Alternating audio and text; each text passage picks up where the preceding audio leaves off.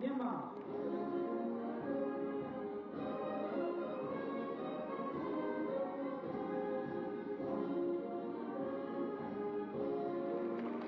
Thank you. ကျေးဇူးတင်ပါတယ်ဗျာအားသာဝန်သားရှင်ပြည်သူများအားလုံးပဲမင်္ဂလာပါခင်ဗျာမကြခင်ချိန်တွင်းမှာဆိုလို့ရှိရင်တော့ International U22 ချစ်ကြည်ခြေစံပွဲစဉ်အဖြစ်ရှင်ပြိုင်ကစားသွားကြမယ်မြန်မာ U22 လေစစ်မျိုးသားအသင်းနဲ့ဟောင်ကောင် U22 လေစစ်မျိုးသားအသင်းတို့ကတော့ရန်ကုန်မြို့မှာရှိတဲ့တူနာအားကစားကွင်းကြီးထဲမှာစတင်ရှင်ပြိုင်ကစားကြတော့မှာပဲဖြစ်ပါတယ်ဒီကနေ့ပွဲထွက်ကစားသမား17ယောက်စီးရင်မှာတော့ဂိုးသမားနေရာမှာတော့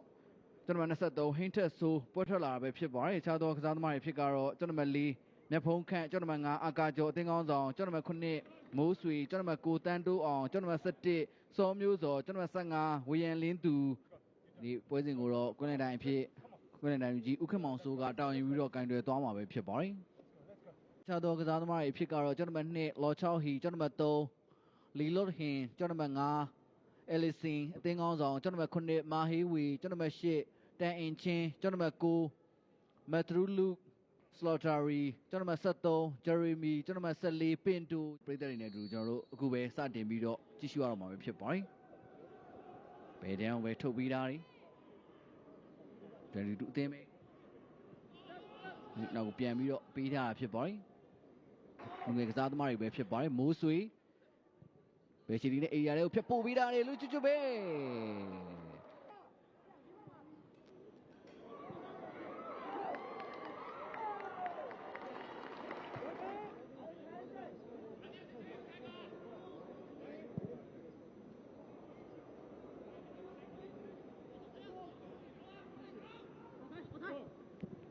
ရှူမီပဲရှေ့ကိုကန်နေပြီးထားတယ်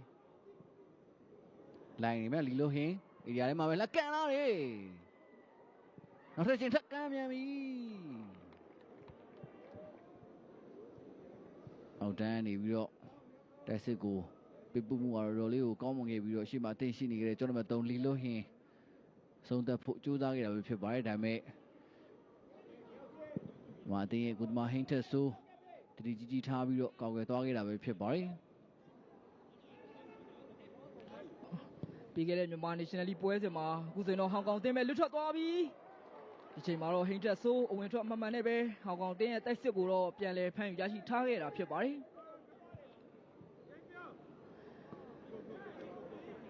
ဝိုင်းလူချင်းနေကြည့်နေတဲ့ဝိုင်းလူပဲ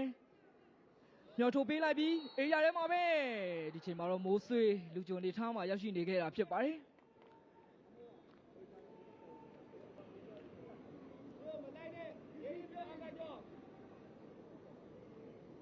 တင်းရဲ့ညာချမ်းတိုက်စစ်မှာပင်တိုကောင်းမွန်တဲ့ခြေစွမ်းတွေကိုတော့ပြသထားနိုင်ခဲ့တာဖြစ်ပါတယ်အေးရရဲ့မှာပဲတန်တိုးအောင်လိုက်ဖို့ကြိုးစားနေတယ်တန်တိုးအောင်ပဲအေးရဝင်လာပြီလေဖြတ်ချိုးပေးပြီဒါမဲ့လည်းသူ့ရဲ့အဆုံးသက်ချက်ကတော့ထိချက်လွှဲပြီးတော့ထိရောက်တဲ့တိုက်စစ်ဆင်မှုတစ်ခုတော့မဖြစ်ခဲ့ပဲနဲ့ဂိုးလုံးဘောနဲ့ပဲကျင်းတတ်ခဲ့ရတယ်မြာဘုံမြောက်ချပြီးသားတယ်ဒီကိုရင်လက်ကန်လာတယ်စောဝိုင်းမှာကန်တင်ခွင့်ရရှိခဲ့တဲ့လီဟိုဟင်မဲနောက်ထပ်တစ်ချိန်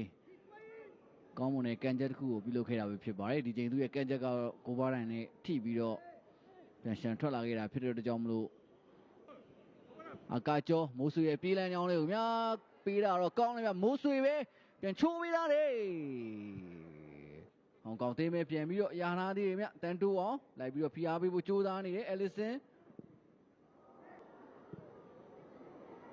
ရှုပ်ဖြတ်ပို့ပေးသားတယ်ဝိုင်းလူပဲလေတွေကိုဖြတ်ပြီးတော့ချိုးဝင်လာရှုပ်ပေးသားတယ်စောမျိုးစလိုက်ဖို့ကြိုးစားတယ်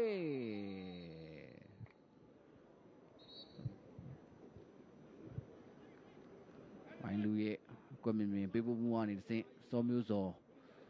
ကိုသွင်းဖို့အတွက်ကြိုးစားခဲ့ရပဲဖြစ်ပါတယ်ဒါပေမဲ့ဟောင်ကောင်တင်းရဲ့ကိုသမားပေါင်း6ဟီရလည်းအနာခံပြီးတော့ထွက်ဖမ်းလာတာပဲဖြစ်တယ်ခင်ဗျာမိုးဆွေရလာပြန်ခင်ဗျာမိုးဆွေပဲလက်ကန်လာတယ်ဟောင်ကောင်တင်းရဲ့ကိုသမားပေါင်း6ဟီကလည်း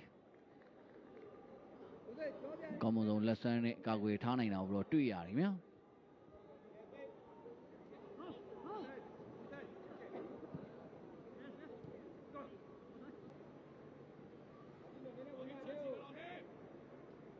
တန်တိုးအောင်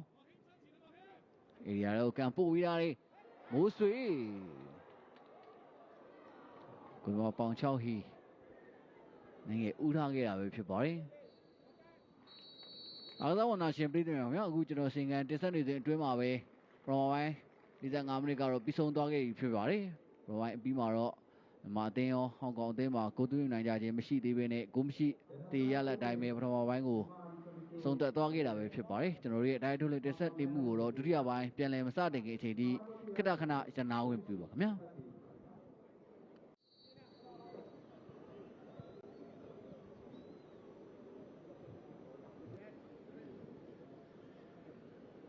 အောင်ကောင်းသေးမယ်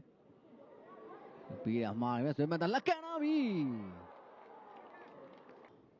ခွင့်ရရယူဖို့အတွက်ကြိုးစားခဲ့တာပဲဖြစ်ပါတယ်ဒါပေမဲ့ကိုသမားပေါင်6ဟီကောင်းမွန်ဆုံးကောက်ွယ်သွားခဲ့တာပဲဖြစ်ပါတယ်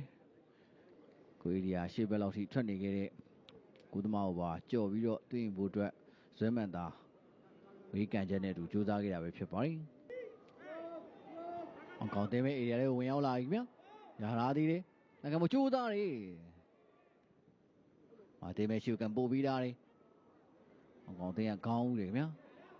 ရှိုင်ဝနာအောင်မာတေးမဲနောက်ပြန်ကန်ချက်ကကောင်းမွန်သောအနေထားတစ်ခုနဲ့အတူတန်တိုးအောင်နဲ့စွမ်းထက်တို့ရဲ့ရှေ့ကိုရောက်ရှိလာခဲ့တာပဲဖြစ်ပါတယ်ဒါပေမဲ့နှစ်ယောက်သားကိုရယူဖို့အတွက်အနေငယ်လောကြီးနေတဲ့အနေထားတစ်ခုမှာတော့သူ့လိုလိုကားလိုလိုနဲ့ပဲဘောလုံးကဟောင်ကောင်အသင်းရဲ့ကိုသမားပေါင်6ဟီစီရောက်ရှိသွားခဲ့တာပဲဖြစ်ပါတယ်မာတင်ကတော့ပထမပိုင်းမှာသူတို့ရဲ့လိုအပ်ချက်တွေကိုဖြည့်ပြင်ပြီးတော့ဒုတိယပိုင်းမှာသူတို့ရဲ့ကစားကွက်ကပိုကောင်းခဲ့တာဖြစ်ပါတယ်ရှိုင်ဝနာအောင်အေးရဲ့ဝင်လာပြီးရှိုင်ဝနာအောင်ပဲချင်အောင်ပြနေတဲ့ဝင်လက်ကန်ပြီဒီချိန်မှာလဲရှိုင်ဝနာအောင်ရဲ့အဝေးကန်ချက်ကောင်းမွန်ခဲ့တာဖြစ်ပါတယ်ဒီချိန်မှာလဲကိုသမားပေါင်6ဟီကာဝယ်ထားနိုင်စေဖြစ်ခဲ့တာဖြစ်ပါတယ်ဒုတိယပိုင်းမှာလူစားဝင်လာခဲ့တဲ့ရှိုင်ဝနာအောင်ဒီချိန်မှာလဲပြိုင်ဘက်ခန်းစစ်ကစားသမားတွေကိုချေအောင်ပြပြီးတော့ညာရှင်နဲ့အဆုံးသတ်ဖို့အတွက်အကျိုးစားခဲ့တာဖြစ်ပါတယ်အလဲကိုဆွဲဝင်လာပြီးဝင်လှမ်းကန်ကိုကြိုးစားတယ်ရလာတဲ့ထက်ကန်မြန်ပြီဒီချိန်မှာတော့တိုက်စစ်ကစားသမားတန်တိုးအောင်နှစ်ဆင့်ထပ်မံပိတ်သွင်းပြီးတော့အဆုံးသတ်ဖို့အတွက်ကြိုးစားခဲ့တာဖြစ်ပါတယ်ဒါမဲ့လည်းသူရဲ့အဆုံးသတ်ချက်ကတော့ဟိုဘာနဲ့ပေါ်ကနေပဲကျော်ထပ်သွားခဲ့ပြီးတော့ဂိုးလုံးပေါ်နဲ့ပဲအဆုံးသတ်ခဲ့တာဖြစ်ပါတယ်ဒီမှာအသင်းပဲစာကန်ချောဝင်လှမ်းကန်ပြီးဒီချိန်မှာလဲစာခန့်ချော်ရဲ့တော်တော်လှမ်းကနေကန်ချက်တော်တော်ကောင်းမွန်ခဲ့တာဖြစ်ပါတယ်ဒါပေမဲ့လည်းသူရဲ့ကန်ချက်ကတော့ကိုသမားပေါင်6ဟီရဲ့တဲ့တဲ့ကိုပဲရောက်ရှိသွားတဲ့အနေအထားတစ်ခုမှာမြန်မာအသင်းတွင်ကိုရမယ်အခွင့်အရေးနဲ့တော့ဝေးကွာသွားခဲ့တာဖြစ်ပါတယ်